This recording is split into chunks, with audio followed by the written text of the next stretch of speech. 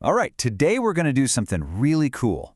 We're diving into the Quran's longest chapter, Surah Al-Baqarah, to pull out a practical 10-point blueprint for a better, more meaningful life. And this isn't going to be some abstract, high-level theology. We're talking about real, tangible actions you can start putting into your life like today.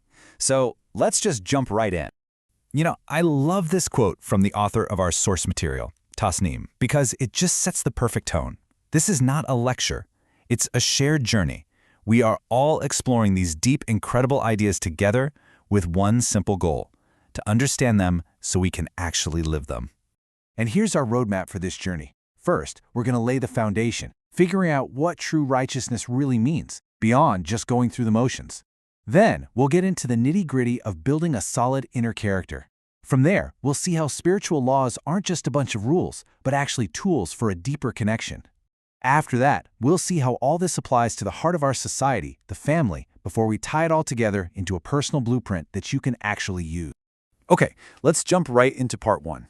Look, before you can build a strong house, you've got to have an unshakable foundation, right? And for our purposes, that foundation is getting a really clear picture of what genuine goodness or righteousness actually is. And spoiler alert, it might be a little different from what you've always thought. So, there's this one verse in this chapter, verse 177, that just cuts right to the chase. It takes this comfortable idea that religion is all about the outward stuff, the rituals we do, which direction we face when we pray, and it flips it on its head.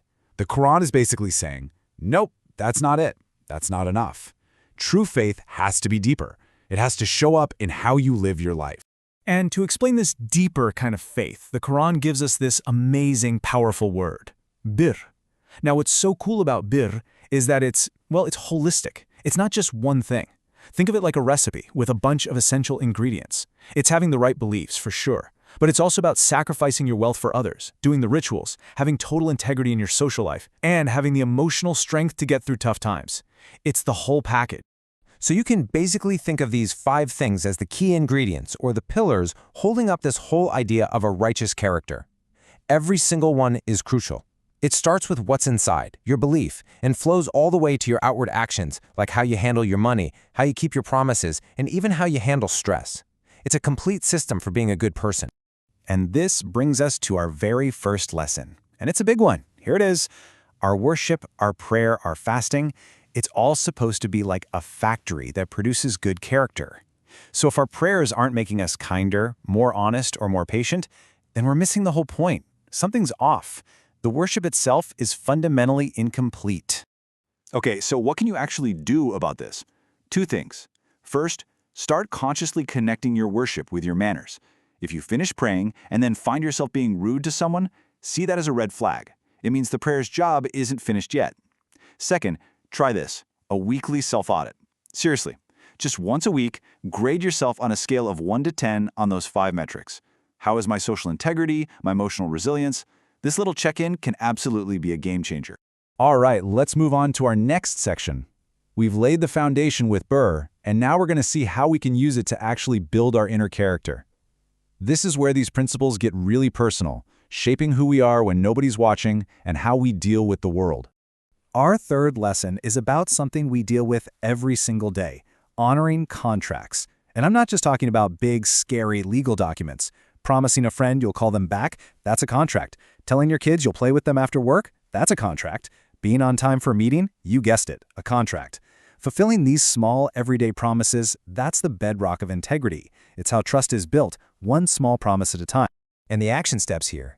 So simple, but man, do they make a difference.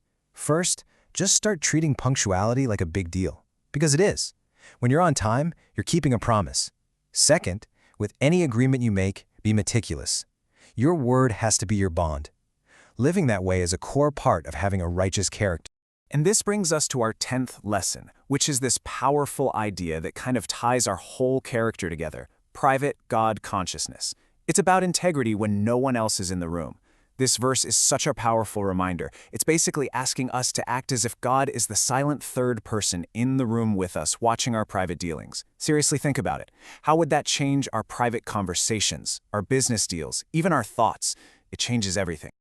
Okay, so we've worked on ourselves. Now we're going to pivot from our individual character to the foundational unit of all of society. the family. The guidance here is so compassionate and so detailed because healthy societies really are built from healthy homes. And this brings us to, honestly, one of the most beautiful metaphors for marriage you will ever find. Lesson 6 says that spouses are like garments for each other. Just think about that for a second. What do clothes do? They protect us. They give us comfort and warmth. They cover our flaws, and they make us look better. This is the Quranic ideal of a marriage: mutual protection, being super close, and being a source of deep, deep comfort for each other. So how do we actually live this beautiful metaphor? First, just like your clothes cover you, you cover your spouse's flaws, especially in public. You protect their reputation. You don't hang their dirty laundry out for everyone to see. Second, ask yourself this question: am I a source of comfort for my partner or a source of stress? Actively work to be the person they can come home to and just breathe, to feel safe. But the Quran is also incredibly realistic. It understands that not all marriages last. And that brings us to lesson 7. Right when emotions are at their highest and people are at their worst, the Quran gives this clear, compassionate guide for divorce. The core principle, which is repeated over and over, is ma'ruf, acting in a kind and honorable way.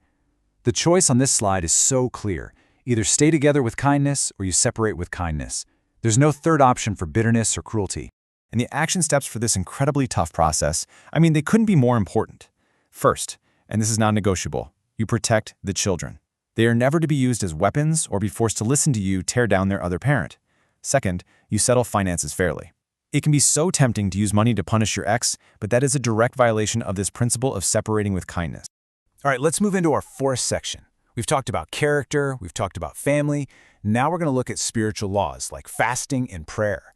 And the key here is to get past the what and really understand the why, the spirit behind the rules. These aren't just random commands. They're very specific tools designed to bring us closer to God.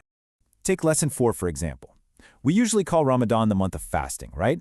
But that's not actually how the Quran introduces it. It's introduced as the month the Quran was revealed. So the fasting, the hunger, the thirst, that's not the goal, it's the tool. It's meant to quiet down all the noise from your body to make your heart laser-focused and ready to really receive the Quran's guidance. Now, I want you to just look at this number on the screen. 186. That's it. It's a verse number in this chapter, and its placement, well, it's absolutely breathtaking. It tells you the whole point of everything we were just talking about. Right. Smack in the middle of all these detailed, legalistic verses about who should fast and when and how, God just hits pause on the whole discussion. And he inserts this incredibly intimate, personal message. When my servants ask you about me, I am near. This is everything. This is the whole point. The laws, the rituals, the discipline, they're all just a road. And the destination is knowing and feeling this incredible closeness to God. And here's another jaw-dropping example of that same wisdom. Lesson 9, guard your prayers. Now, where do you think this command is placed? In a section about worship? No. It is dropped right into the middle of the difficult, emotional verses about divorce. The message is a lifeline. When your world is completely falling apart, when you're in total emotional chaos, that is when you cling to your prayers. It's your anchor. It's your direct therapy session with the one who hears everything. And that brings us to our final part.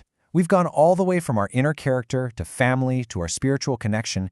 Now it's time to take all this amazing information and turn it into a concrete, actionable blueprint for your own life. So this is it, the final and maybe the most important step, laying the first brick. Because knowledge without action is just trivia. So looking back at everything we've talked about, from that weekly self-audit to being on time, to being a comfort for your spouse, to holding on to prayer when things get tough, which one of those really hit home for you right now? Which single action can you commit to focusing on just for this week? I'd love to hear which lesson you're choosing to start with, so let us know in the comments. And hey, if this journey was valuable for you, please like and subscribe for more explainers just like this one. Thanks for joining me.